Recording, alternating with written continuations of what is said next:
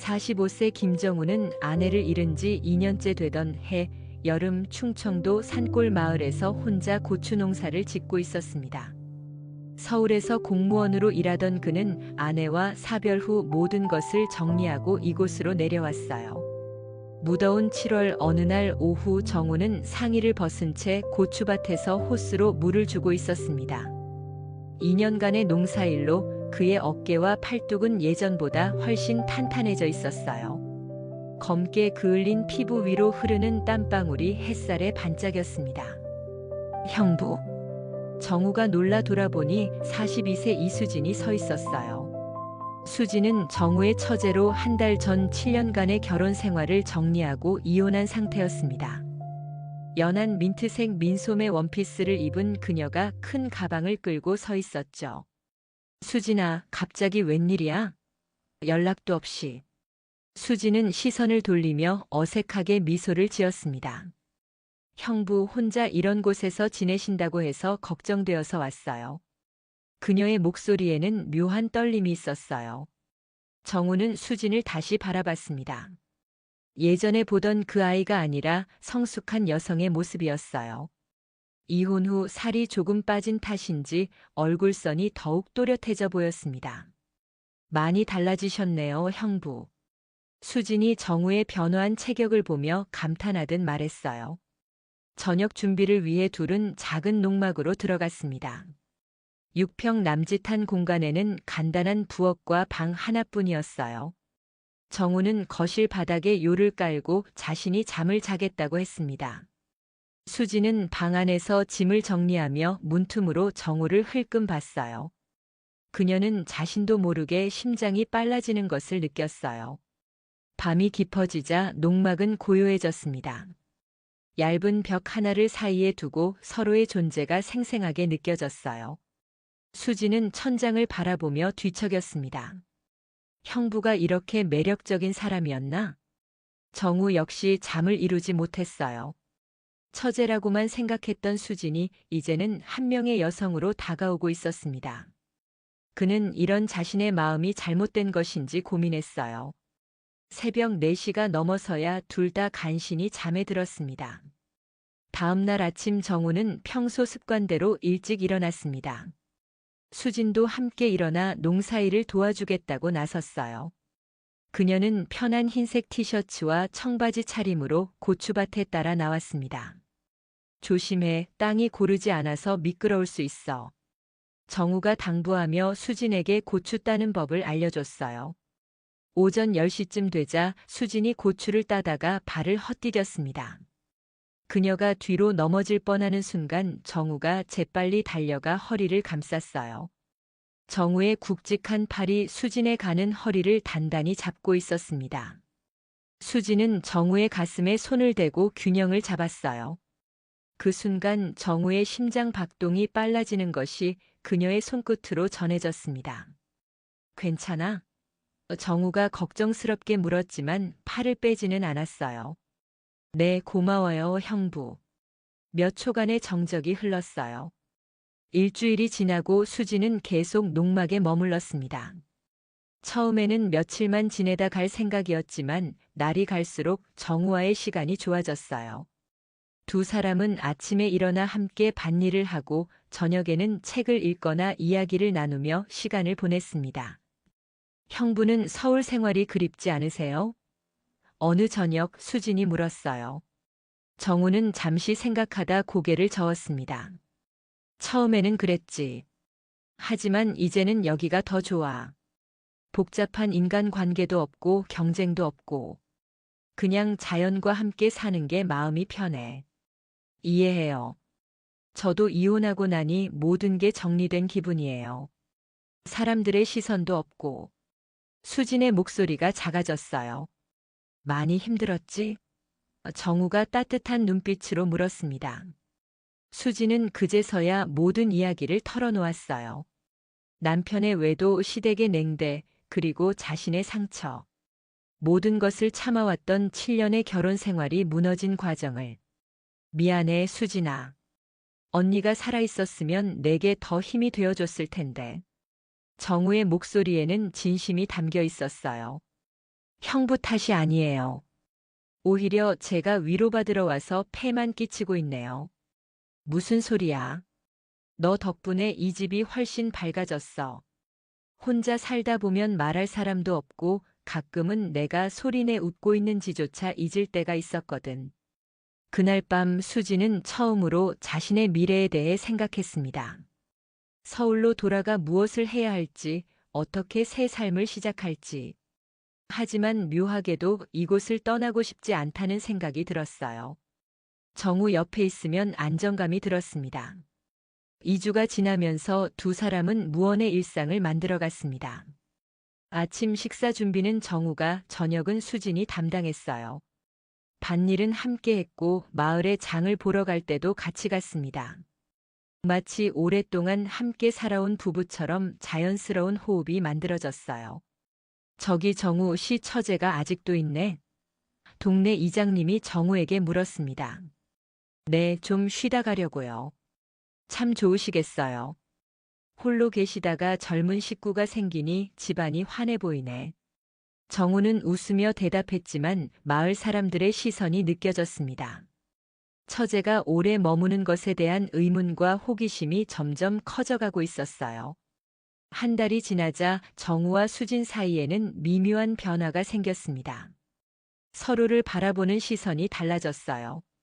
정우는 이제 수진을 단순한 처제가 아니라 한 여성으로 보기 시작했고 수진도 정우를 형부가 아닌 한 남자로 느끼고 있었습니다. 오후 3시가 되자 무더위가 극심해졌습니다. 수진의 이마와 목덜미에는 땀방울이 송송 맺혀 있었어요. 흰 티셔츠도 땀에 젖어 몸에 달라붙었습니다. 정우가 시원한 물을 가져와 수진에게 건넸어요. 너무 무리하지 마. 더위 먹겠어.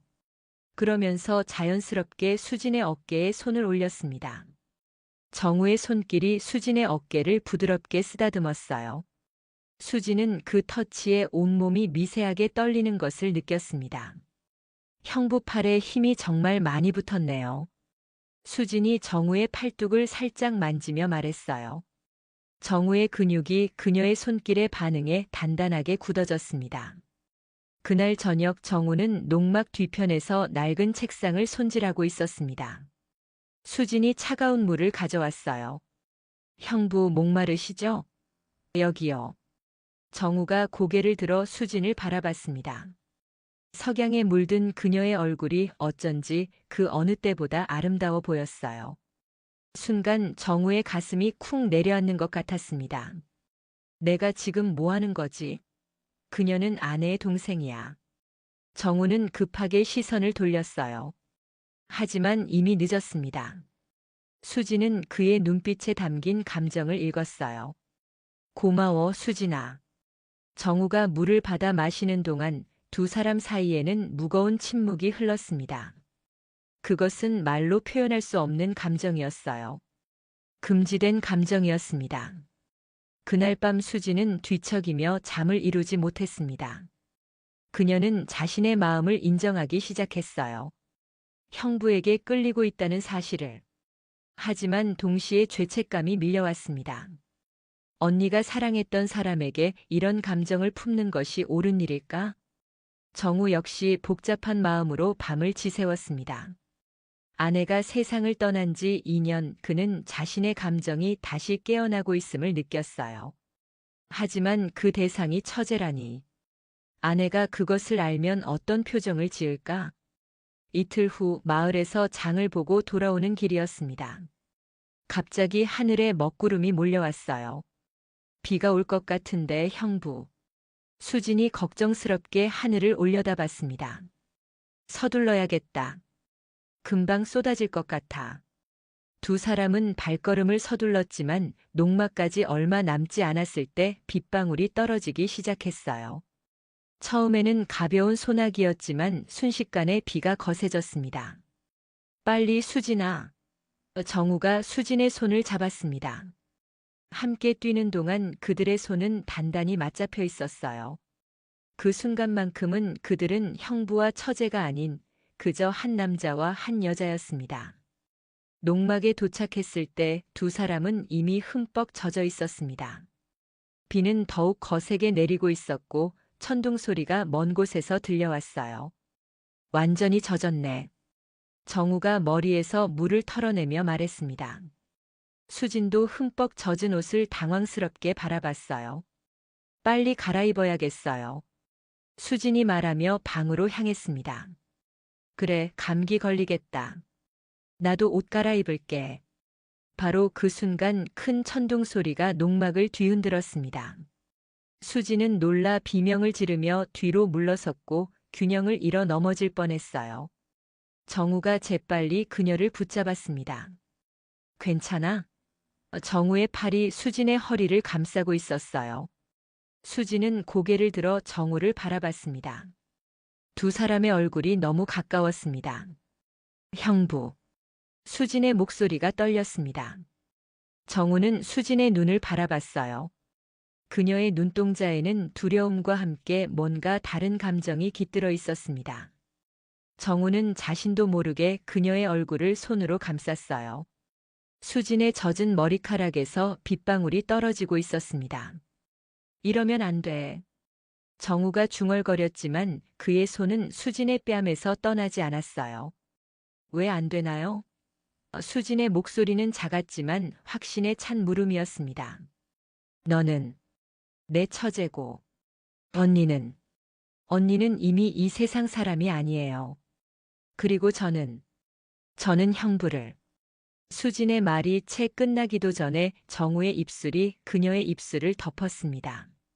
처음에는 조심스러운 입맞춤이었지만 곧 그들의 감정이 폭발했어요. 오랫동안 억눌려온 욕망이 한순간에 터져나왔습니다. 밖에서는 여전히 빗소리가 요란했지만 그들은 이미 다른 세계에 있었어요. 수진아. 정우가 숨을 고르며 물었습니다.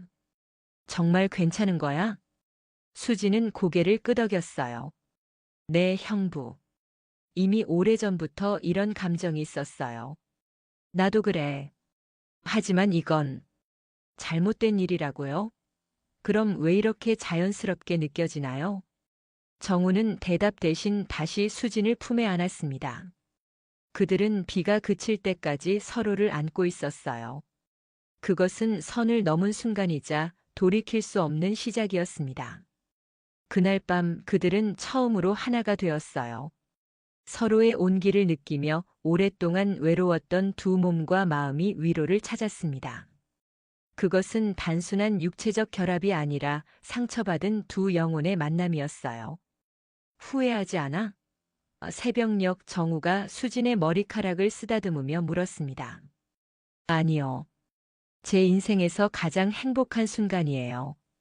수진이 정우의 가슴에 얼굴을 묻으며 대답했어요. 나도 그래. 하지만 이 일은 비밀로 해야 한다는 거 알아요. 마을 사람들이, 아니 세상이 우리를 이해하지 못할 거예요. 정우는 한숨을 쉬었습니다. 그래. 그건 그렇지. 그들은 서로를 바라보며 미소 지었어요. 세상의 시선과 도덕적 잣대가 무엇이든 지금 이 순간만큼은 그들의 감정이 진실임을 알았습니다. 그날 이후로 두 사람의 관계는 완전히 달라졌습니다. 낮에는 형부와 처제로 조심스럽게 행동했지만 밤이 되면 그들은 열정적인 연인이 되었어요. 농막의 좁은 방은 그들만의 비밀 공간이었습니다. 하지만 낮 시간이 점점 더 어려워졌어요. 마주칠 때마다 눈빛이 달라졌고 손이 스치기만 해도 전류가 흐르는 듯 했습니다. 서로를 향한 욕망을 숨기는 것이 힘들어졌어요. 어느 날 오후 정우는 마을에 나가 농기구를 수리하러 갔습니다. 수지는 농막에 혼자 남아 빨래를 하고 있었어요. 갑자기 마당에 누군가 들어오는 소리가 들렸습니다. 형부.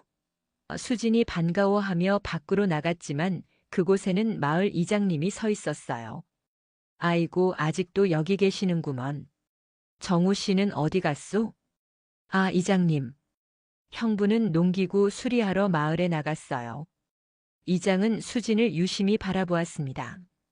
언제까지 여기 계실 생각인가? 서울로 돌아갈 계획은 없나? 아직은. 형부 혼자 계시니까 좀 더 도와드리려고요. 그렇죠? 마을에서 말들이 많아지기 전에 빨리 정리하는 게 좋을 텐데. 수지는 얼굴이 붉어졌어요. 무슨 말씀이시죠? 아니 뭐. 혼자 사는 남자 집에 젊은 여자가 오래 있으니 사람들 입에 올리기 쉽잖아.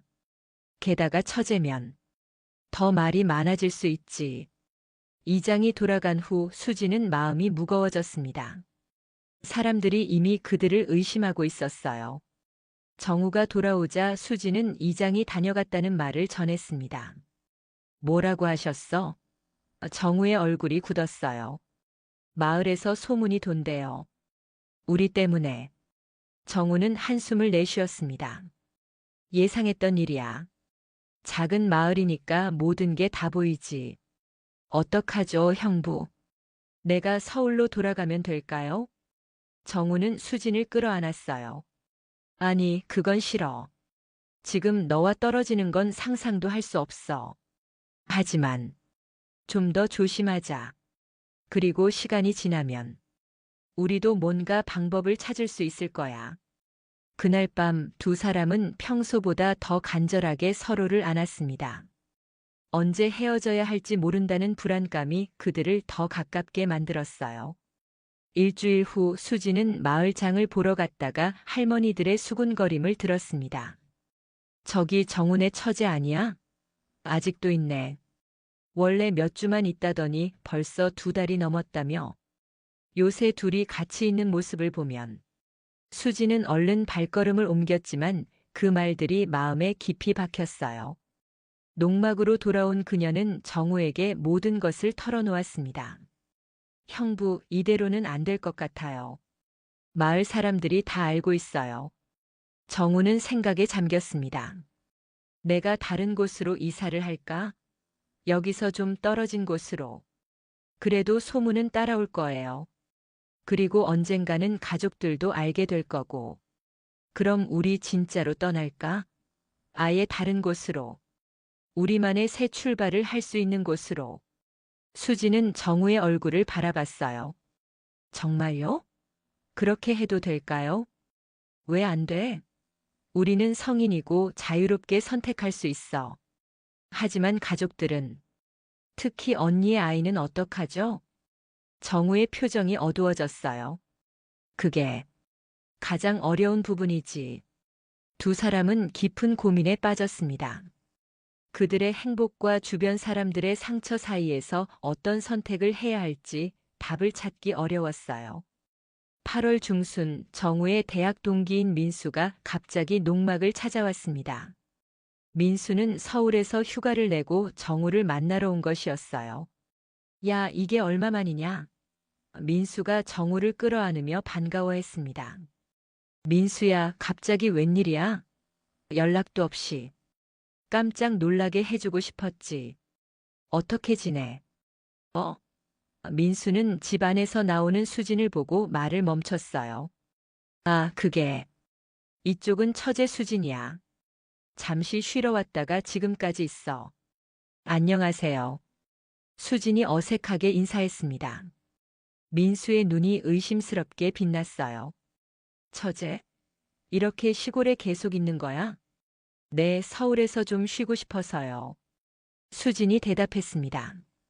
민수는 술을 한 잔 마시더니 수진에게 물었습니다. 처제분, 서울에 직장은 없으세요? 지금은 쉬고 있어요. 이혼하고 나서 정리할 시간이 필요했거든요. 아, 이혼하셨군요. 민수의 눈이 정우와 수진을 번갈아 쳐다봤어요. 정우야, 내가 처제 잘 챙겨주는구나. 정우는 불편한 기색을 감추지 못했습니다. 당연한 거지. 형부로서. 세 사람은 저녁을 함께 먹었지만 분위기는 어색했어요. 민수의 눈빛에는 계속 의심이 담겨 있었고 정우와 수지는 서로 시선을 피했습니다. 밤이 깊어지자 민수는 술에 취해 정우에게 속삭였어요. 야, 정우야. 너 처제랑 뭐 있지? 솔직히 말해봐. 정우는 얼굴이 굳었습니다. 무슨 소리야? 내가 어떤 사람인지 모르냐? 아니, 그냥 분위기가 좀 이상해서. 너희 눈빛이 다르더라고. 그냥 조심하라고. 세상 사람들이 이해해 줄 것 같아? 정우는 민수의 말을 무시하려 했지만 그의 말이 가슴 깊이 박혔어요. 세상 사람들이 이해해 줄 것 같아? 그건 정우 자신도 잘 알고 있었습니다. 민수가 떠난 후 정우와 수지는 깊은 대화를 나눴습니다. 민수의 방문은 그들에게 현실을 직면하게 했어요. 형부 민수 씨가 우리를 의심하는 것 같아요. 그래, 눈치챈 것 같더라. 이제 어떻게 해야 할까요? 민수 씨가 다른 사람들에게 말하면. 정우는 깊은 한숨을 내쉬었어요. 생각할 시간이 필요해. 우리가 이대로 계속할 수 있을까? 언젠가는 결정을 내려야 할 거야. 며칠 후 정우의 아들이 전화를 걸어왔습니다. 아빠, 민수 삼촌한테 들었는데 수진 이모가 거기 있다면서요? 정우의 심장이 쿵 내려앉았어요. 그래, 내 이모가 이혼하고 좀 쉬고 싶대서. 이모 잘 지낸다고 전해줘. 아빠, 혼자 계시는데 이모가 오래 있으면 사람들이 이상하게 생각할 수도 있어요. 조심하세요. 통화를 끝내고 정우는 창밖을 바라봤습니다. 아들의 말이 계속 귓가에 맴돌았어요. 이미 소문이 퍼지고 있었고 곧 가족들까지 모든 것을 알게 될 것이었습니다. 수진아, 우리 이대로는 안 될 것 같아. 알아요, 형부. 저도 느꼈어요. 수진은 눈물을 참으며 말했습니다. 3일 후면 윤지의 제삿날이야. 그 말에 두 사람 모두 굳어졌어요. 윤지는 정우의 아내이자 수진의 언니였습니다. 그녀의 제삿날, 두 사람은 어떤 마음으로 그 자리에 설 수 있을까요? 형부, 제가 떠나야겠죠? 정우는 대답하지 않았지만 그의 눈에는 깊은 슬픔이 담겨 있었습니다. 두 사람 모두 알고 있었어요. 이 관계는 세상이 받아들일 수 없는 것이었고 가족들에게 더 큰 상처를 줄 수밖에 없다는 것을. 제삿날이 다가오자 정우와 수지는 점점 불안해졌습니다. 윤지의 부모님과 친척들 그리고 정우의 아들까지 모두 모일 예정이었어요. 그들 앞에서 어떻게 자연스럽게 행동할 수 있을까? 내일 아침 일찍 서울로 올라갈게요. 수진이 결심한 듯 말했습니다. 정말 가야 하는 걸까? 정우의 목소리는 떨렸어요. 네, 형부. 가야 해요. 이대로 계속하면 모두가 다칠 거예요. 특히 윤지 언니의 아들이. 우리의 이기심 때문에 상처받게 할 수는 없어요. 정우는 고개를 떨구었습니다. 그는 수진의 말이 옳다는 것을 알았어요. 아무리 서로를 사랑한다 해도 이 사랑은 많은 사람들에게 상처를 줄 것이었습니다. 특히 아내의 빈자리를 아직도 느끼는 아들에게. 그날 밤 마지막으로 서로를 품에 안은 두 사람은 아무 말도 하지 않았습니다. 말로는 표현할 수 없는 감정이 그들 사이에 흐르고 있었어요. 이른 아침 수지는 조용히 짐을 쌌습니다. 정우는 그녀를 마을 버스 정류장까지 데려다 주기로 했어요. 차 안에서 두 사람은 침묵을 지켰습니다. 할 말이 너무 많아서 오히려 아무 말도 할 수 없었어요. 버스 정류장에 도착했을 때 수지는 마지막으로 정우를 바라봤습니다. 형부 행복하세요. 다시 사랑할 수 있다는 걸 알게 해줘서 고마워요. 내가 더 고마워. 내가 없었다면 난 평생 이 농막에서 혼자 늙어갔을 거야. 수지는 흐르는 눈물을 참지 못했어요. 언니를 배신한 것 같아 미안해요. 정우는 조심스럽게 그녀의 눈물을 닦아주었습니다. 윤지도 우리가 행복하기를 바랐을 거야. 단지 우리 방식이 세상이 이해하기 어려운 것뿐이지. 버스가 다가오는 소리가 들렸어요. 수지는 마지막으로 정우의 손을 꼭 잡았습니다. 제 인생에서 가장 행복했던 여름이었어요. 나도 그래, 수진아. 수지는 버스에 올라탔고 창문 너머로 정우를 바라봤어요. 버스가 출발하면서 그들의 거리는 점점 멀어졌습니다. 정우는 버스가 보이지 않을 때까지 그 자리에 서 있었어요. 농막으로 돌아온 정우는 텅 빈 공간을 바라봤습니다. 수진의 향기, 그녀의 웃음소리, 그녀의 온기. 모든 것이 사라지고 없었어요. 다시 혼자가 된 농막은 너무나 적막했습니다. 그날 저녁 윤지의 제삿날이었습니다. 정우는 아내의 사진을 바라보며 오랫동안 생각에 잠겼어요. 미안하다는 말, 그리고 자신도 다시 살아갈 권리가 있다는 말을 속으로 되뇌었습니다. 제사에 참석한 가족들 앞에서 정우는 평소와 같은 모습을 유지하려 노력했어요. 하지만 그의 눈빛은 공허했고 윤지의 어머니는 그것을 알아챘습니다. 정우야, 무슨 일 있었니? 얼굴이 안 좋아 보여. 아닙니다, 어머님.